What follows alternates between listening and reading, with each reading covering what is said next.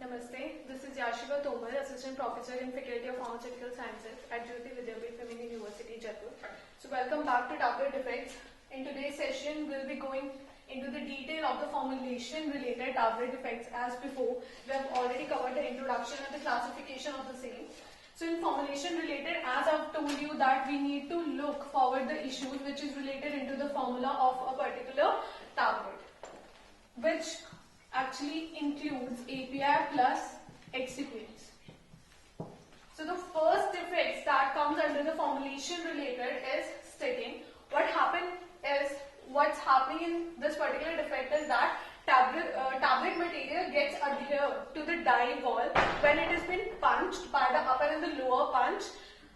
So the tablet will get rejected in your quality assurance test. And what could be the possible reason behind this particular defect to get included in the formulation related is that either your granules that you are using is improperly dried, or the binders you are using are of high quantity, or the high amount of binders you are using.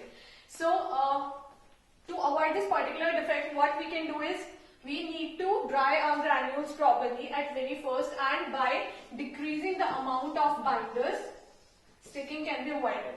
So the very second defect in the formulation related is picking. As the name suggests, what happened is the material, the small amount of the tablet gets adhered to basically to the upper punch of the rotatory press.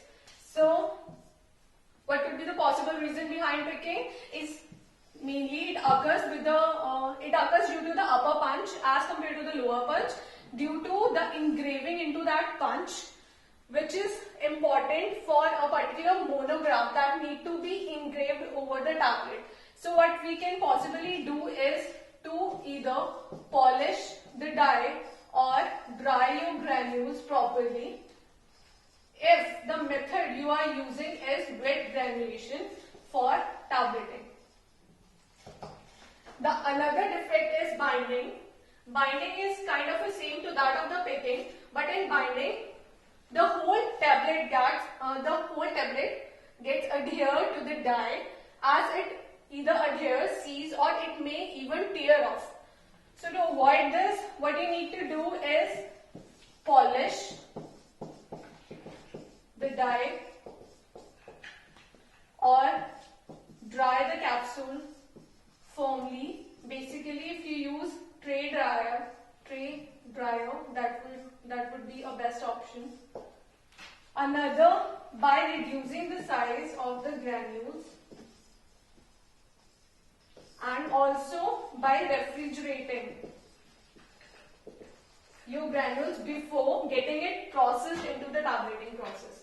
The very last defect that comes into the formulation related is mottling. It occurs, or it can be observed by the unequal distribution of colors over the tablet. The reason behind this particular defect is either the excipient you are using has their own color, and the drug or the API that you are using also has its own color. So if they are not mixed well, then this molting can be observed. So what you could possibly do to avoid this particular situation is you need to mix well both the API or whatever the excipient that has been used to aid your particular formulation, and by changing the solvent system, this particular defect can be removed, or you could avoid this particular defect. So these were the formulation related tablet defects. So in next session, we'll continue with the third category of machine related tablet defects. Thank you.